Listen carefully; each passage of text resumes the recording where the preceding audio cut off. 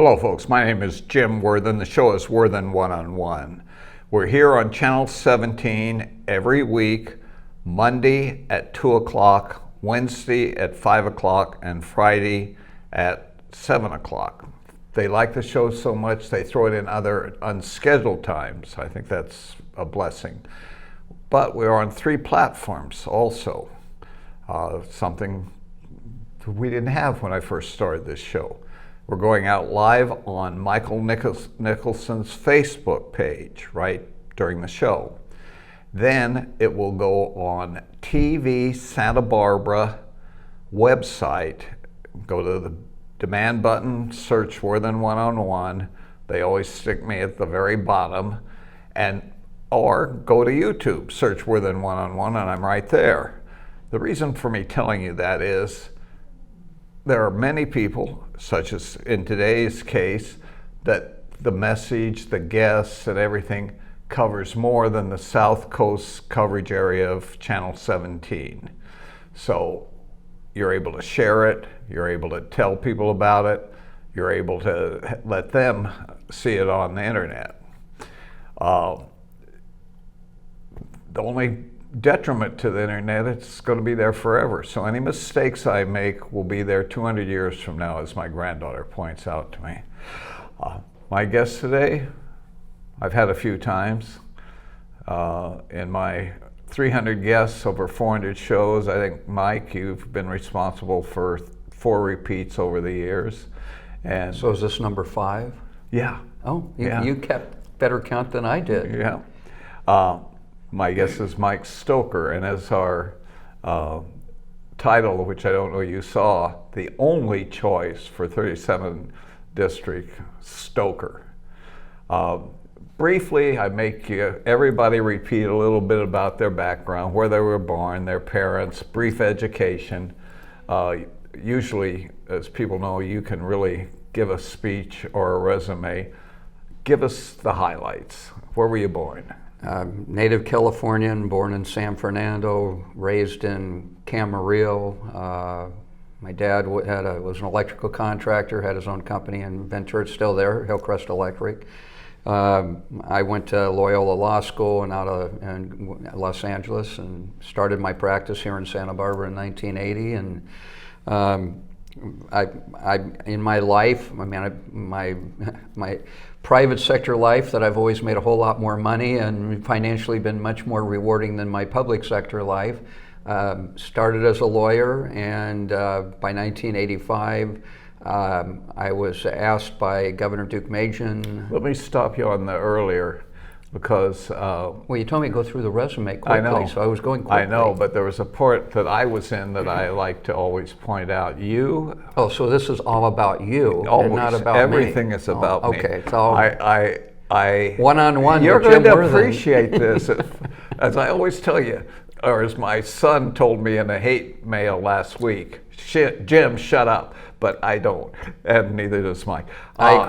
You do not shut up. That is true. I can attest to that. You and I think Robert Ehringer,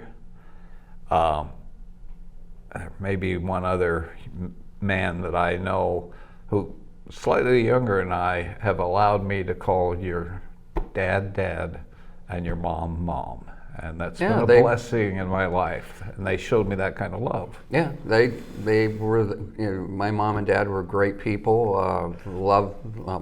They passed. My dad passed away 3 years ago, July. My mom passed away a year ago, almost coming up in a couple days. Wonderful people. And they were. I talked to them all the time in heaven, and I am.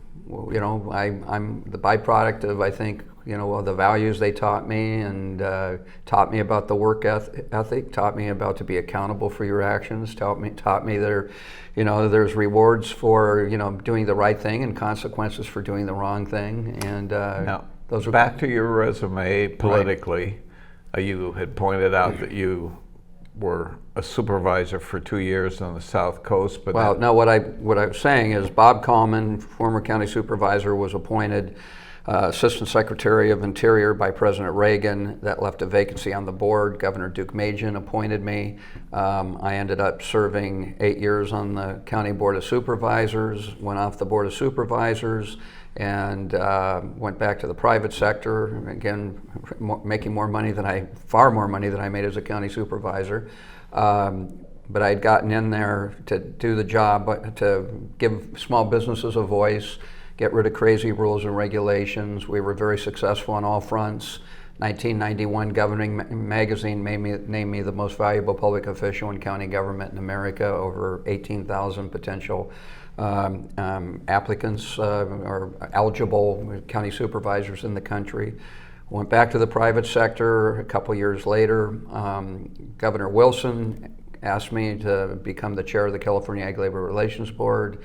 The AORB, as it's known, had been ridden with a lot of scandal. He wanted me to restore integrity and bring back trustworthiness for that board, and I did that. In fact, the Sacramento Bee, not a very conservative newspaper, wrote an editorial 2 years into my tenure as chair that I had done exactly that, restored the integrity, the trustworthiness, and brought back a situation that you could trust the AORB again.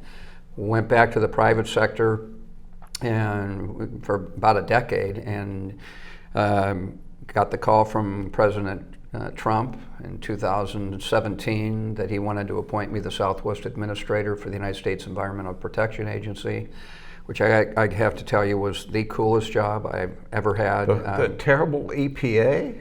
Tell me why I wrote a book called Inside Trump's EPA, and I'm an attorney that fights crazy rules, regulations. I've represented ag and business interest against crazy rules and regulations. And part of my book was a testimonial to how incredible that EPA is one of the greatest American success stories for what it was set up to do. If you look at in terms of clean air, clean water, clean land, where we were in 1970, you didn't swim in Great Lakes. Our kids today are often taught with trying to believe the environment's so much worse off today. You look at the skies where I grew up in San Fernando Valley back in the 1960s. And tell me about Tijuana. That was one of your Well, I'll get there. But what the listeners need to know, and part of that's in the book on the great success story. Since 1970, when the EPA was created, we've reduced air emissions by 73%, while the economy grew 287%.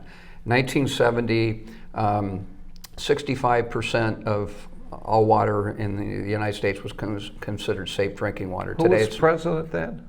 Well, Nixon is the one that created the EPA through an executive order. So you look at air, you look at water, you look at all the things that they were set up for, the Superfund to remediate very, very bad contaminated sites. And what I think, so part of that book was to say how much better the environment is today. It's because of the EPA success story.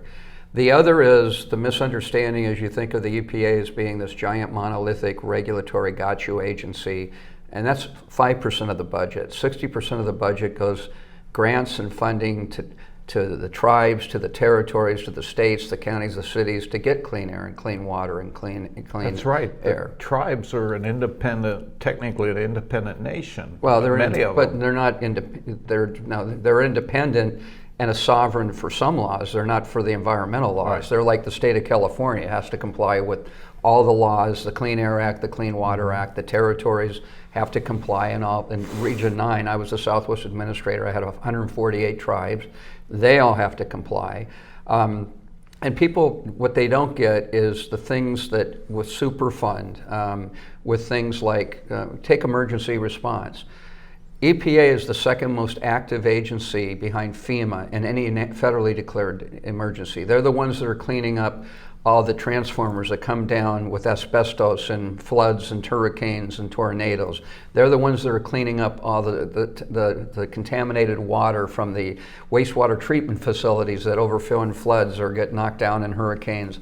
EPA is number 2 to FEMA. Well, you don't think of EPA as being the ones out there as the emergency responders in the fires and the floods and the hurricanes. So one of the reasons I wrote the book, I mean, I did have differences of opinion. I ultimately, with EPA, I was given the chance to resign or to be fired, and I refused to resign because, frankly, and it's all in the book, I refused to carry out actions in California that Administrator Wheeler wanted me to do that were clearly, in my opinion, unethical actions. And I had to make a decision. Do I pursue unethical actions in regards to California and keep a job? Or do I stand firm on what the president had asked me to do, and that's when I swore my oath and got sworn in, to carry out the mission of the EPA to protect human health and the environment, and that's what I did.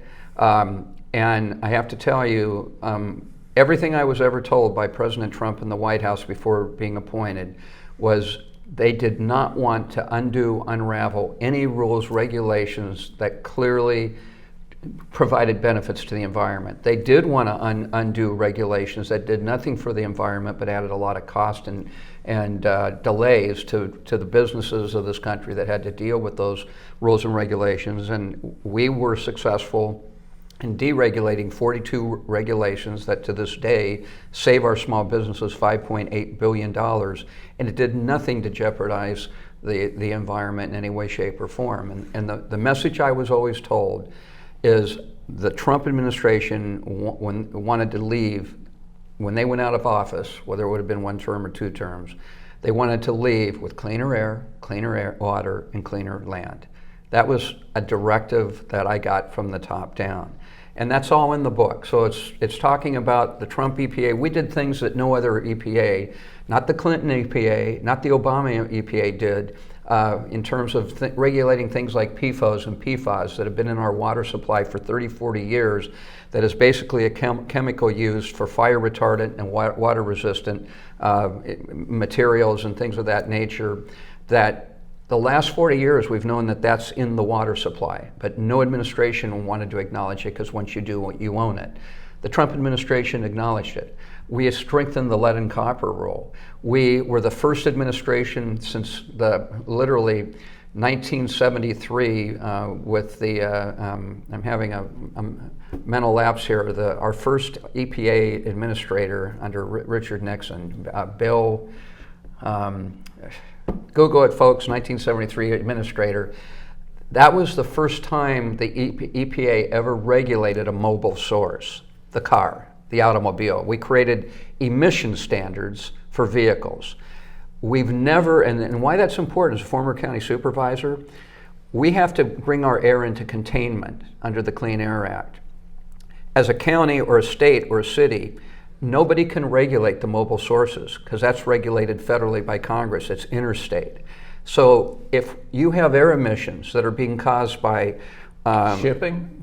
shipping is a huge one. Shipping will be what, Orange County is considered the South Coast Air Quality Management Basin, which is one of the largest air quality basins in the country. It's Riverside, San Bernardino, Orange County, Los Angeles.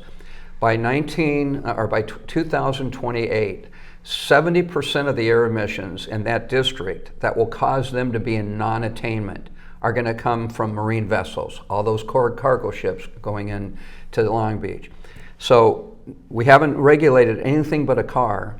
Santa Barbara County has to accept all the emissions of railroads, of the cargo ships going through the channel, of the trucking, interstate trucking, because that again is a mobile source. We were the first administration, not Obama, not Clinton, to have the clean truck rule that regulated heavy trucks. So your diesel, your big heavy semi trucks under the rule that we promulgated will reduce air emissions by 30% by 2025 by semi-trucks, which is a huge benefit to all our local communities, to the South Coast Air Quality Basin, to Santa Barbara County, all the air basins, and we have no jurisdiction over that. So I could go example under example, it's in the book, Inside Trump's EPA, where we did all these things that prior administrations that claimed that they're so involved with the environment did nothing about it. And I'll leave you with, I think, one example, which is really is the proof on having a commitment to the environment. The first place, back to what I started with, the perception of the EPA is this giant monolithic enforcement agency. That's only really 5% of it, as I've already said. but go to enforcement. So if you have an administration that wants to be really weak on the environment, what will happen to enforcement? It will go down. If you have an administration that's really strong on the environment, enforcement actions will go up. Oh, you mean if you ignore enforcing, if you ignore, if you want to do, if you ignore enforcing, it goes down. You don't have any enforcement actions because you're ignoring it. In the first year of the Trump administration, the enforcement actions went up 26% over the last year of the Obama administration.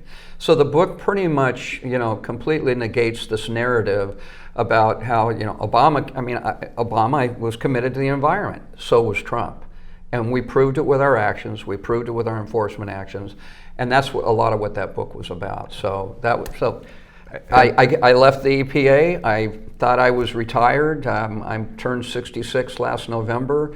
When we had a new assembly district being drawn, which our new assembly district, the current districts. Yeah, when that happened, we, as Republicans, the Republican Party, we looked at it and said, this is an open district with, about a 20% Democrat edge. No, it's 17, but yeah. And kill me for 3 points. And that 3 points can be important on election day. Yeah, but it's winnable. Well, it's very winnable, and I wouldn't. And I think I was one of the first people to reach out for you. Others did, but the key was two forces: your wife and God. Well, now, tell let's us jump. about that. A lot of people reached out. One was Brooks Firestone, the last Republican to represent southern Santa Barbara County. The other is Assemblyman Jordan Cunningham, who currently represents northern Santa Barbara County. And I think it's important to let the listeners know what the new district is so they understand why it's winnable. The new district, the current assembly seat, Santa Barbara County is split in half. So you have a southern district, southern Santa Barbara County, Ventura, Oxnard. That is pretty much the Democrats in that district are very pretty much consistently throughout the district liberal. You have the second district is northern Santa Barbara County and all San Luis Obispo County, which is pretty conservative. Jordan Cunningham represents that district. With redistricting, Jordan lives in San Luis Obispo. The new district is all of Santa Barbara County, none of Ventura County, starts at Carpinteria, all of Santa Barbara County north, and the southern portion of San Luis Obispo County, which is in Napomo, up the conservative part of San Luis. No incumbents. No, it's open seat. So I had Jordan Cunningham approach me, Brooks Firestone, people like you, and I was convinced I was not going to run. I was convinced that if I did run, I thought I had a good chance of winning, because what I understand very, very well, having only supervisor to represent southern Santa Barbara County and northern Santa Barbara County, I know northern Santa Barbara County very well. Now back to the force of nature, your wife. Let me get to that. The force of all nature, God. Let me get to that, because it's important what led, also knowing this district, why it's winnable, so people don't just listen and go 17% Democrat edge, you might as well turn off the TV set, and Stoker can't win. Northern Santa Barbara County Democrats often are more conservative than southern Santa Barbara County Republicans. Yeah. Jordan Cunningham 2 years ago in his re-election, in a horrible year for Republicans, got 55% of the Democrat vote in Santa Maria. I know the Democrats up there. So it's northern Santa Barbara County Democrats that, when you go through the issues, which we'll talk about in a minute in this case, 70% of northern Santa Barbara County Democrats agree with me and not my opponent. The other thing that President Trump did very well, and it kind of works to me in a major beneficial way, I was really well respected and well liked by the Latino community in Santa Maria and northern Santa Barbara County because of what I did working with agriculture, the things I did. I worked to get the Guadalupe Health Clinic set up so they'd have medical services. I created the Santa Barbara County Mobile Health Clinics that were 2 mobile vans that would go out to the fields to get health care and medicine to the farm workers.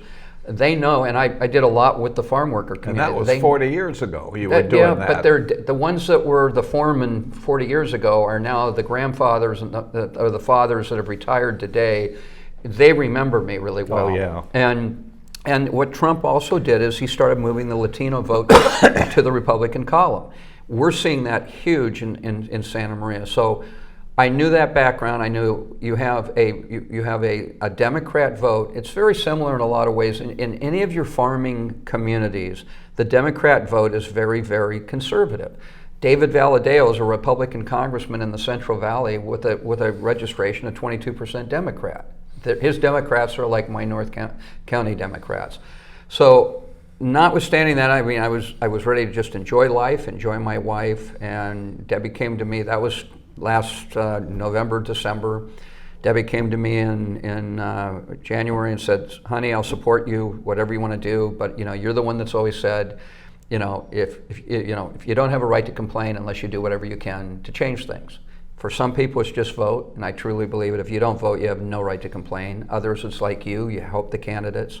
And she goes, "For a handful of people, you're the candidate."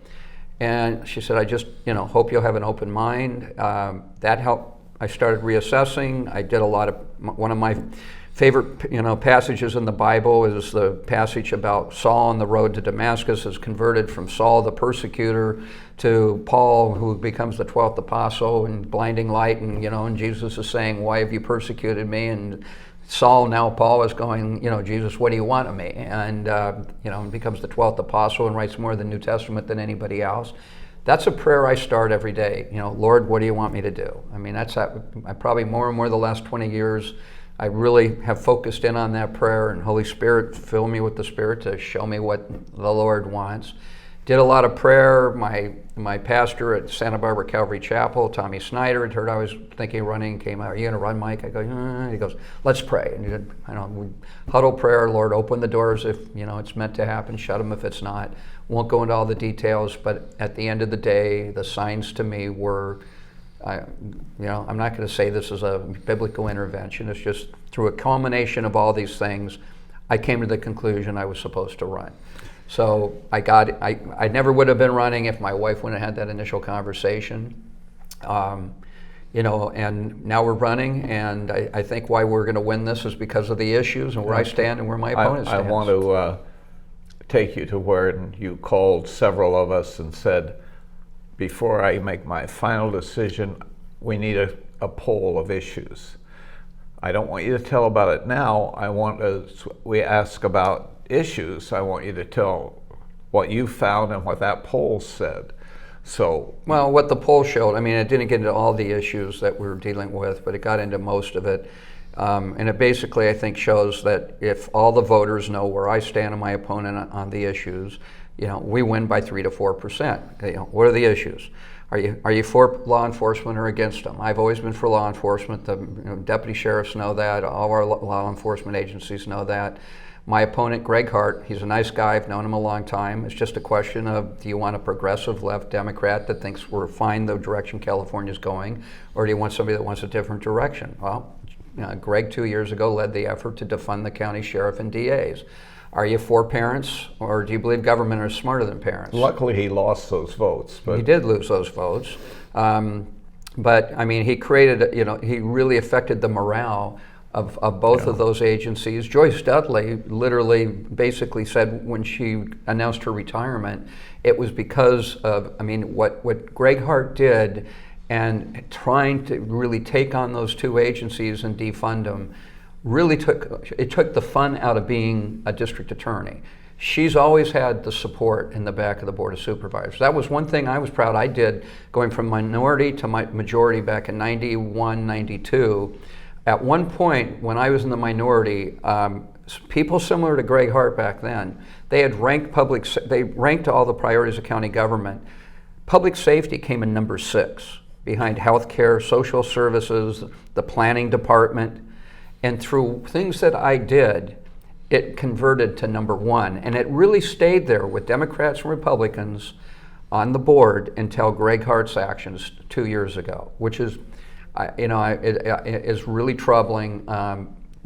We need to always have the back of public safety. They're the men and women, the 500 plus and deputy sheriffs that put their life on the line. But he has to stand up as a Democrat, and their party was for defunding the police. And I think Greg has a history of, he's never opposed Governor Newsom. He's a real partisan Democrat. He's not going to go against his party.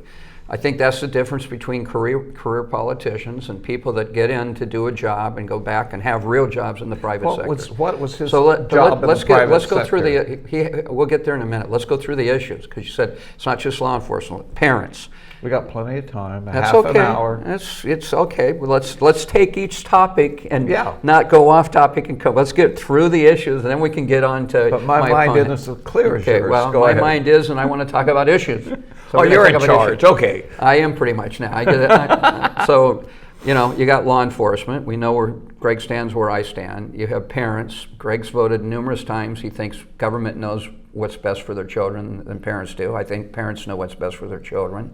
You have small businesses. I've always been an advocate for small business owners. I've always opposed the rules and On regulations. parents, has he rejected critical race theory and gender studies? Has he stepped up? No, I don't think that's come out. But I mean, in terms of issues in regards to vaccines for their children, Okay.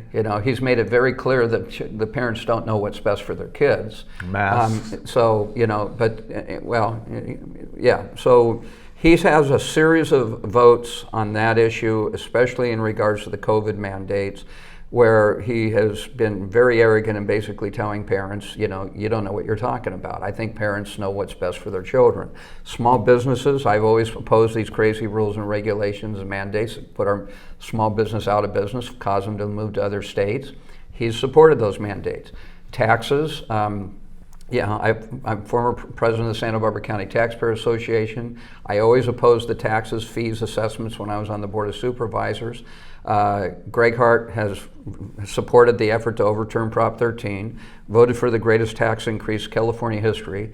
And when we did our research about his 12 years as a city councilman and as a county supervisor, and some of you have probably seen the TV ad that's now running, he's voted over 4,000 times to raise our taxes, our fees, our assessments. At the same time, he was voting to defund the police, and at the same time, he was voting to give himself a pay increase, which But how many did he vote to cut taxes? I'm sure he has never voted once. Yeah. I mean, what I do know is how many times he voted to increase the taxes. And then you get in the last two areas that we talk about, energy and water. And I often make, in my opinion, and I pretty much think a lot of people would concur that I'm pretty much an expert on water policy. I've been an agricultural lawyer. I've dealt with water issues for 30, 40 years. I was giving water policy advice to presidential candidates McCain, Romney, and Trump, and agricultural advice. And I often have said, California, I've given this speech for over 30 years, we don't have a water shortage problem, we have a water storage problem. We haven't built any storage since Governor Pat Brown, who I believe is one of my all-time favorite governors, a Democrat, the infrastructure governor. If you look at quotes of Governor Brown back in the 60s, talking about the need to do everything to support our businesses so they can grow their jobs, because jobs mean that we'll have more income, and more income means we have more money to build the state water project and keep our freeways and infrastructure up to date and build our schools. You would think it's Mike Stoker quotes. And those are Governor Pat Brown quotes. And the bottom line is he built our reservoirs, and then starting with Jerry Brown and the environmental movement that started, the environmentalists stopped all storage. And we haven't had any storage since. So in that light, I often say we don't have a shortage problem, we have a storage problem. We created a water delivery system for 20 million people that is currently serving over 40 million. When we created that water delivery system, 100% of the water was transferred from Northern California down to users along the State Water Project to Southern California that went 100% for residential, for commercial, for agricultural. We now typically flush 30% of that water into the Pacific Ocean for endangered species issues. So we not only have a system. You mean that 100 little fishes that they can't find? Yeah, well, we have from everything tigers, salamander to the Delta snout, and and the bottom line is, so we have a system designed for 20 million people serving 40, that when it was designed for 20 million, 100% of the water got to the users and only 70%. So, I often, with energy, it's the same thing as water. You have to think of the water basket and the energy basket. If you want more water, you put more water resource eggs in that basket. Desal, conservation, storage, put them all in there. And the same thing with the energy basket. If you want more energy, you put more energy eggs in. You don't take away carbon-oriented sources. You don't take away nuclear power. You don't take away all the things the environmental community is doing, because what they're doing is what my opponent, because he's beholden to them, is advocating. He wants one egg in that energy basket, sustainable energy. He, like Governor Newsom, he now wants to eliminate natural gas. That's one more of those eggs, because that's carbon oriented. They don't want any carbon energy eggs. But one of the cleanest sources. It's one of the cleanest sources. Folks, I guarantee when you take the one more egg out of the energy basket, natural gas, you're going to have less energy. You're going to have more shortages. You're going to have the shortages mean you're going to have higher prices. So, what we have policies that are self-inflicted. And if you look back again to North County versus, the North County Democrats, those North County Democrats support law enforcement. They support parents. They support small business owners. They support the taxpayer. They support the energy basket with all the energy eggs. And they support the water basket with all the water energy eggs.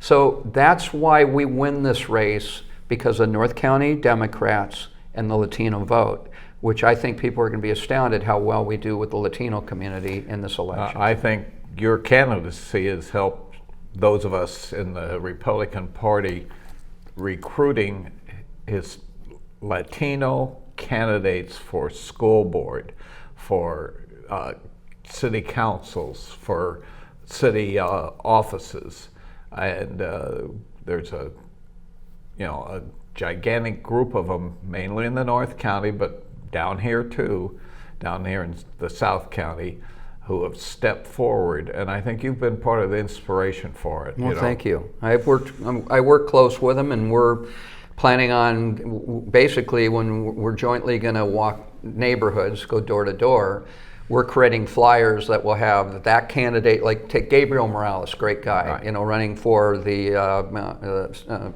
Santa Barbara County Superintendent's Board of Education. Right. Great guy. When we walk neighborhoods, especially in Latino neighborhoods, we have a flyer that's English on the front, Spanish on the back, with Gabriel and little kind of talking points, picture and that, me.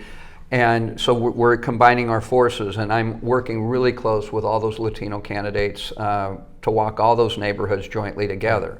So we're working great as a team. Yeah, they're doing the job. And they are. And people think, and we raise money for the Latino Active Action Group, and people, you're going to give them $20,000 to buy a couple offices. No, the limit's $2,000 per candidate. Everything else has to be grassroots on their part. Right. And so it's just a wonderful thing happening throughout the county, but it's in about 5 or 6 places in the North County. Right. So, in fact, let me see. It's not polite to point. I'm thinking.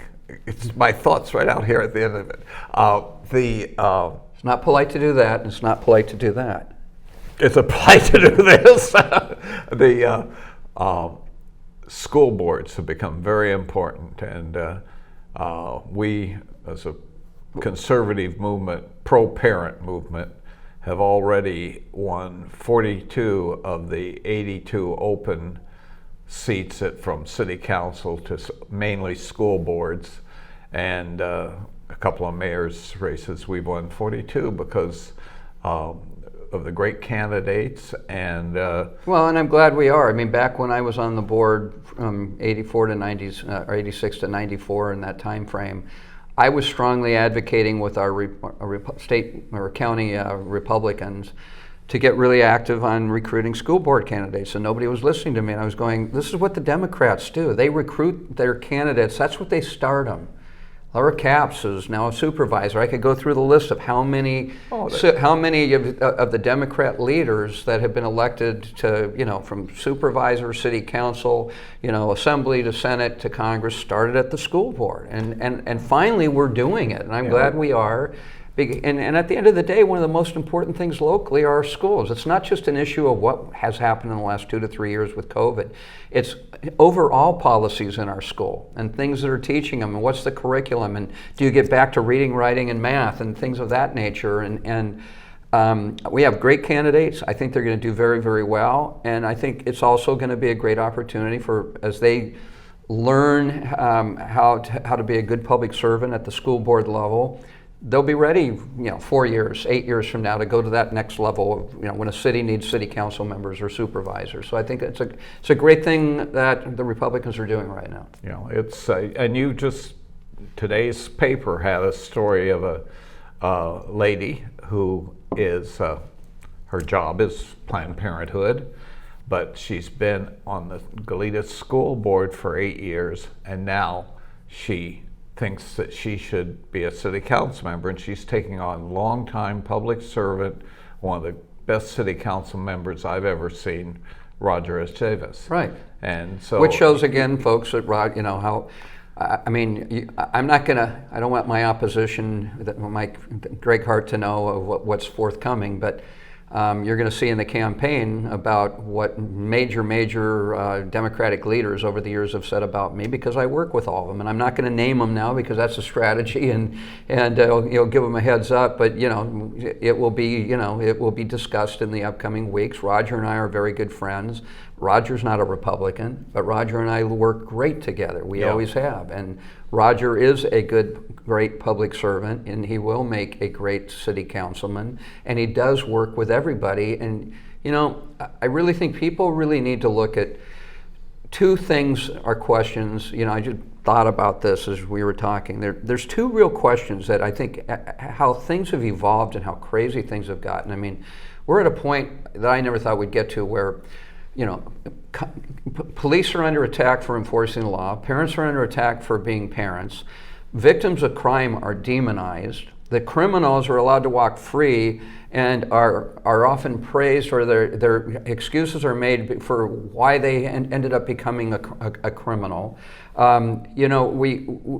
We've really gotten to our small businesses, we don't care if we run them out of business or forcing them to move to another state. And a lot of it is because we've gotten so partisan, so extreme partisan, that in this state we have basically a progressive left leadership. And that's where so many of the Democrats have gone. And we have on the Republican side that are partisan puppets. They just do whatever their leadership tells them. We have that in both parties. I have a long history. I've been a maverick. I always stand up against my party. I stood up against the administrator of EPA to not do unethical things in regards to California and get fired for it, because my integrity was I wanted to stand firm to protect the mission of the EPA, to protect public health and the environment. You need to always look, whether Republican or Democrat, is the person a career politician or not? And I've said this, you've heard me say it for years. The difference between a public servant and a politician, and it applies to Republicans and Democrats. Politician is the best paying job they ever had, and they don't have a real job to go to in the real world if they lose their seat. The public servant is the worst paying job they have, and they do have a real job to go to.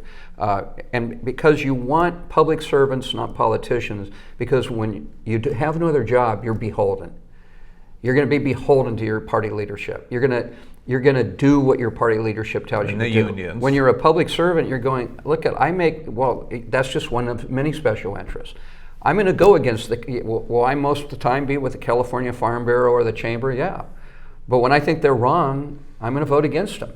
The bottom line is you got to vote your conscience. I can give you, I don't want to spend time today, but I could give you 2 or 3 votes that literally I was told that that this is going to cause you to lose a lot of your support, and your special interest supporters want this.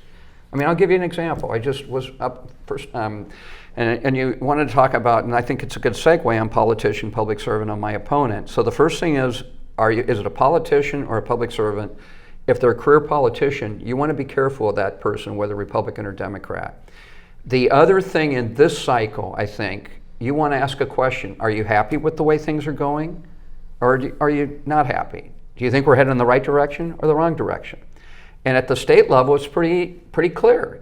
If you like the way the direction is under Governor Newsom, and you probably are going to have for state senator, state assembly, one candidate that most likely is going to be against it, and one candidate is going to be for it. If you're for the current direction, vote for that candidate. Well, in this race, that candidate's Greg Hart.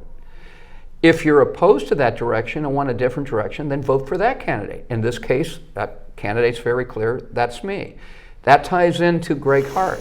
Back to what I was going to tell about my one vote, because it ties into the first time I've seen Greg since I literally filed in March.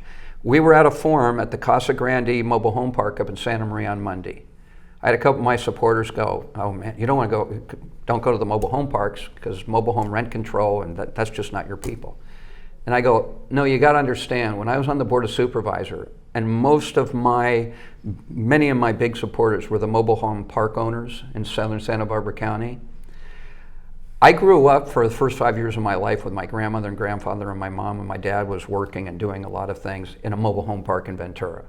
My grandmother and grandfather lived in a mobile home park all their life.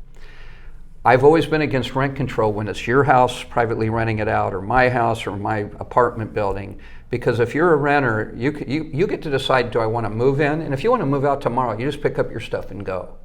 In a mobile home park, it doesn't work that way. You own the coach. You're making a major investment to take that modular home, and then you have to pay, and laying it on a foundation, and just, I mean, literally, it is a home.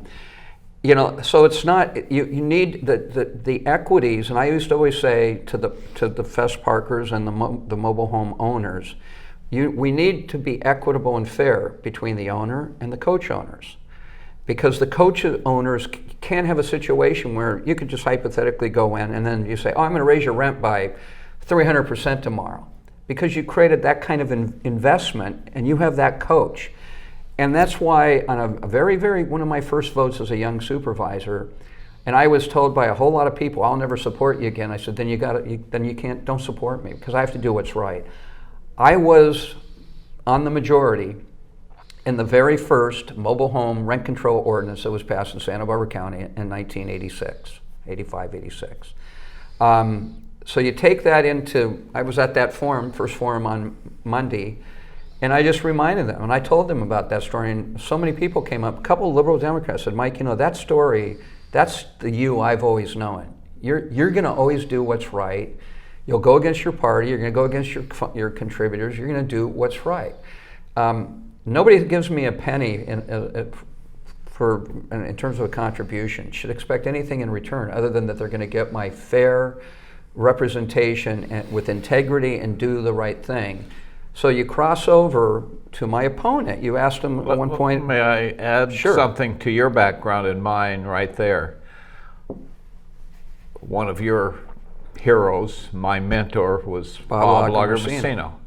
And people would talk about lobbyists and all, you know, the money given and everything. And I pointed out just what you're saying. The money is given because you support me, and that may give you a quicker answer to your phone call, but it doesn't affect my vote. You know, I don't, in my life, I don't think it gives you a quicker question into a phone call. When I was a county supervisor, I made a point every day before I went home, I returned every phone call. And I don't care where it came from. I took it. So did Lager-Messino. Yeah, what I meant is if there were 6 phone calls and you didn't even know the guy on the bottom, the guy who gave. And Bob was returning calls he didn't know, and I returned calls that I didn't know.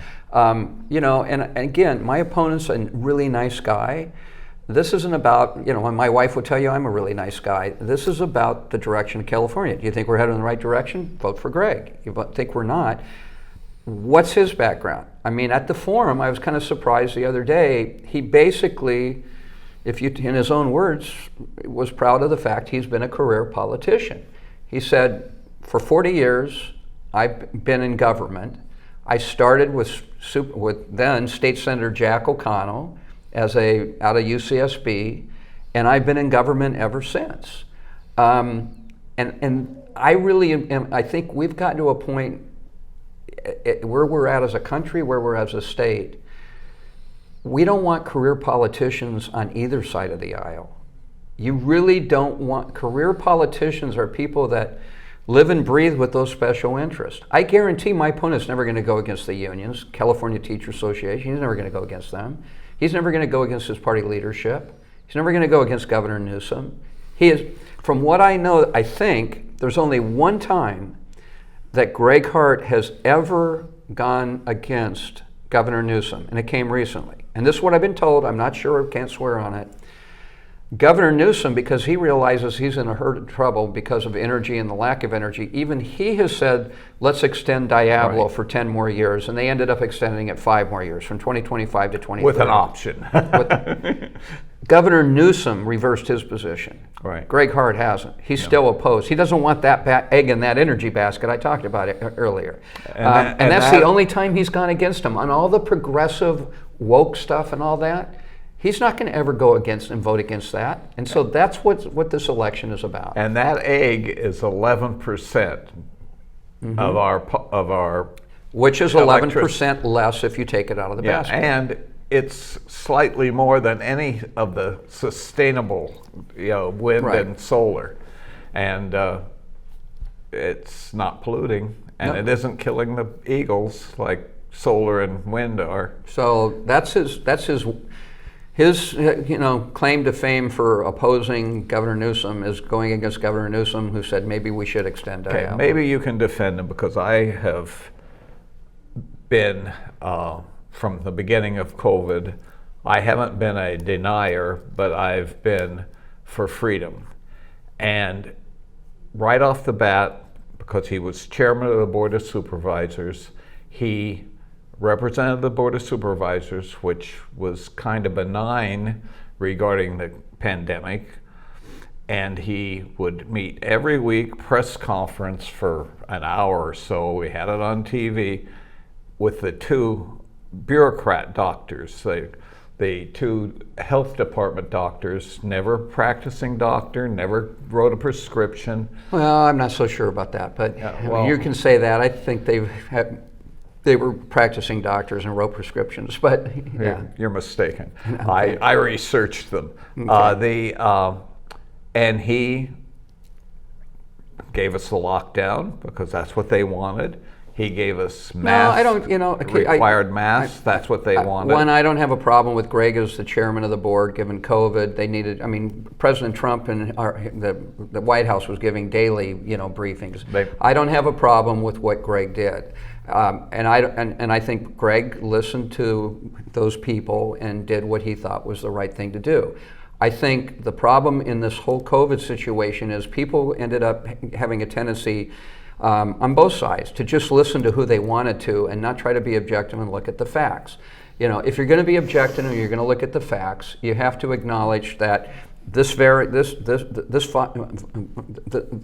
virus, like all viruses, as it keeps evolving, at each evolutionary stage was less severe. By the time the Omicron variant hit last December, for most people without underlying health issues, it was not something that put you in the hospital. I got COVID back then. And no, Greg, don't try to call me an anti-vaxxer. I have had my vax. I know how the Democrats love to say Larry Elder was an anti-vaxxer, but he had a vax. I don't know how he let them get away with it. I guarantee, Greg Hart, you want to call me an anti-vaxxer, you're not getting away with it, pal. You got the card. I got the card, and we got things ready to go. If you want to misrepresent to the voters, locally, you're going to be held accountable for it, so don't try to play that card. I believe what evolved after all the facts were out. In the first 6 months, we were all locking down. We were doing what we thought we were supposed to do. And as the facts came out, we realized that there was probably less risk to people unless there was serious underlying health issues, which you have risk if you catch the flu for a lot of those folks. And we realized that there should have been the respect given to let each individual look at the facts and make their own decision. And that's the difference between Greg Hart and me. Greg Hart had the vaccine, I had the vaccine. Greg Hart had the booster, I had the booster. Greg Hart wore the mask when you had to wear the mask, I wore the mask when you had to wear the mask. The difference was this, and this is a huge issue, and we're just finally, it kind of ties into my wife is now, as you know, running for Santa Barbara City College Board of Trustees. our city college board of trustees have kept our city college in a lockdown that you can't, as a student, 5,000 students can't go to school up there unless they had a vaccine.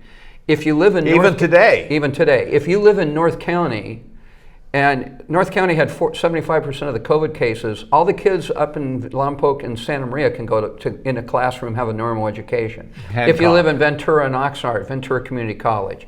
And that is the huge difference with the people like my opponent and the majority of the Board of Trustees with Santa Barbara City College, where they want to control you, where they disrespect you, and they don't believe that you should be respected for the decision you made. And it comes down to this. I don't believe any child or any adolescent should be denied an education because they do not, for personal reasons, want a vaccine. And I don't believe anybody should be fired because they, for personal reasons, don't want a vaccine. And Greg Hart has voted on both fronts to adopt that policy, no vaccine, you don't get an education. He led the effort at the county level to require the vaccine and had a very convoluted way, if you wanted to prove every week that it's almost hard to do that you didn't have COVID, you didn't have to have the vaccine. But unless you went through that process, you had to have that vaccine or be fired. That policy was adopted last October by the County Board of Supervisors with Greg Hart.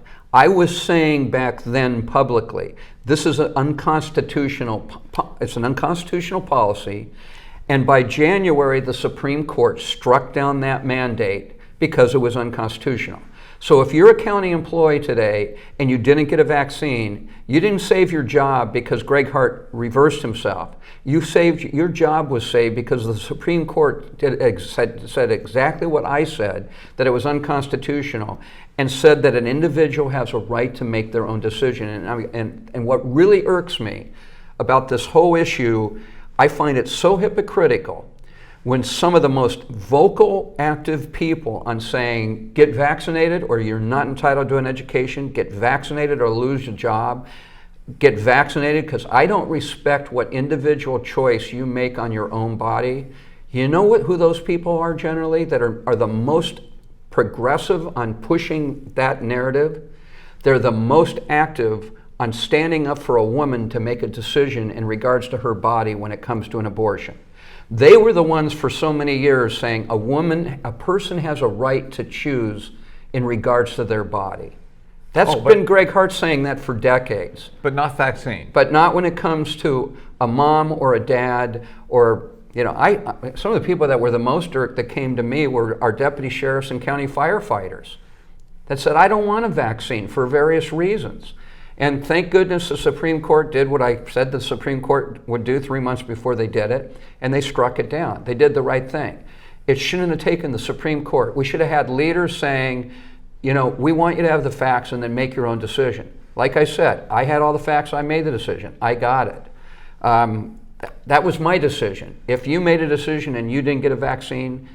I got the vaccine, but only because of family in Seattle. But everyone should have the right Choice. To make the decision on their own, based on their own personal circumstances, as opposed to using this issue to try to move it into a government running our lives, and all aspects of our lives. One of the things we didn't do, and we don't want to spend much time on this, is we didn't look at where the virus was so deadly.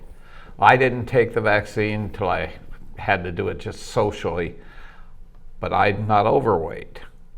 I have no comorbidities. The only thing against me was my age, but that isn't the key factor. People who were 75 pounds overweight were at more jeopardy than anyone else. And so I think we ignored a lot of the real scientific and medical facts. Okay, we talk about taxation. You're going to be, when you're elected, so I don't say if, when you're elected, you're going to be in the minority in the state senate and in the assembly. Hopefully you'll be in not a super minority. It won't be that they won't have the super majority. Yeah, they won't have the super majority anymore. So tell us what you can do and how you do it in the next 4 minutes. Well, I'll do that, and then I just want to end with a segue, giving a plug to my wife and what she's doing. Okay. But Andy Caldwell, government watchdog, one of the leading government watchdog individuals on the Central Coast, with executive director of CoLab for over 30 years, has said over and over that, in his opinion, the most effective county supervisor in all his years was Mike Stoker, me. And he says, and he was more effective in the minority than most all the supervisors he had to work with in the majority. And it's just, I went through the board and the minority to the people, and the voters of Santa Barbara, basically responded and basically sent messages to the majority, and they got nervous and they started moving in my direction because I was very effective of kind of taking the message, kind of like take a page out of the playbook with Ronald Reagan. He went through the Democratic Congress to the people, and to the American citizens and the voters out there, and got them on his side. And when they got on his side of the agenda, so you're saying if you can't come to a I'm going to do that, and I'm also going to do what Tom McClintock, my good friend, a congressman, did when he was a state legislator. He filed 3 lawsuits against the governors, 2 governors on 3 different occasions for having unconstitutional illegal actions, won all of them, and I'll do the same thing. I will go to statewide groups and I will pursue statewide initiatives when I think that referendum. Then we have an initiative process that Hiram Johnson, our first governor in our first constitution, a Republican that I think he might have, I don't know, he might have been independent, I'm not sure, but he was a great governor and created the initiative process. So when the legislature and the governor is out of tune and out of touch with the people of California, the people could override it, which we did with Prop 13. You got 2 minutes for Debbie. Well, no, I think it's just a fun story because remember, going back to the beginning of the show, I wouldn't be running unless Debbie said, Mike, you really can't complain about things unless you do whatever you can Stand up to fix things. Well, my stepdaughter, her daughter, Bailey, she just finally got to UC San Diego. She was at City College. She went to school in the classroom in the fall of 2019 and then never got to go to school again. Had the greatest time of her life that first semester, had a horrible experience to the point where, the current administration, they even screwed up. She was supposed to be guaranteed to go to UC Santa Barbara, given her grades, and that's the program they have. They messed that up and forced her to go to UC San Diego, which costs a lot more money, a lot more stress.